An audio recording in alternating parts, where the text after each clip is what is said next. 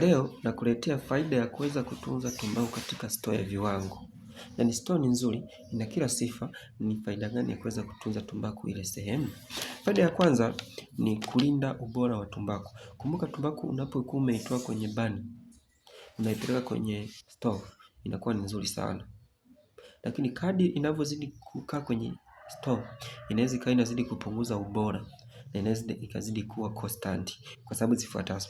Kama store yako ni mbaya, tumbaku itazidi kupunguza ubora. Kwa hiyo kuna ubora, kuna uzuri wa kuweza kutunza tumbaku yako kwenye store nzuri.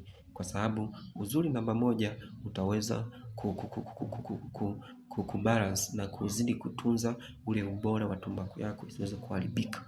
Huo ndo ubora faida namba moja.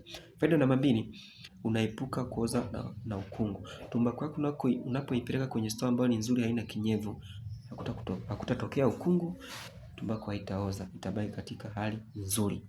Lakini faida ya tatu ya kuweza kutunza tumbaku kwenye store nzuri la viwango, ni kuongeza thamani ya bei.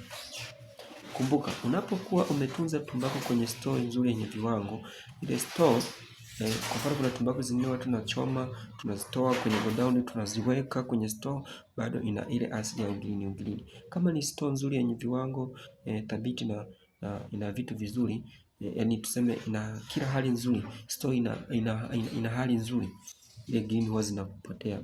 Huwa kuna watu wanawaambia jamani, wananiambia hasa zile green zikiwa kwenye ile mishipa, zile veins za jani huwa inafutika.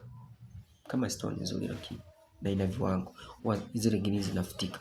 Lakini kama store ni ya kudeshi, store sio nzuri, unaongeza stress kwenye jani, yaani unaniongezea stress kabisa. Lakini faida ya nne ni kurahisisha kupanga tumbaku yako vizuri. Umeweka kwenye, yaani store nzuri na kuonyesha mvuno wa kwanza ukae pale, mvuno wa pili ukae pale, mvuno wa tatu ukae pale, mvuno wa nne ukae pale, mvuno wa tano ukae pale, hivyo. Priming ikae pale, leaf ikae pale, medium ikae pale, hiyo ndio maana ya store nzuri. Kwa hiyo sasa, ukiwa na store nzuri inakurahisisha upangaji wa kazi, ndio maana ya ubora wa store nzuri. Huwa nasisitiza kwamba tuwe na store nzuri.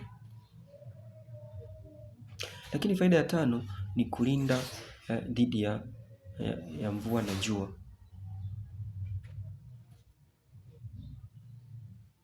Yaani store nzuri inalinda uvamizi wa mvua na uvamizi wa jua. Yaani store nzuri hairuhusu kinyevu, hairuhusu maji ndani, na store nzuri hairuhusu joto kubwa sana.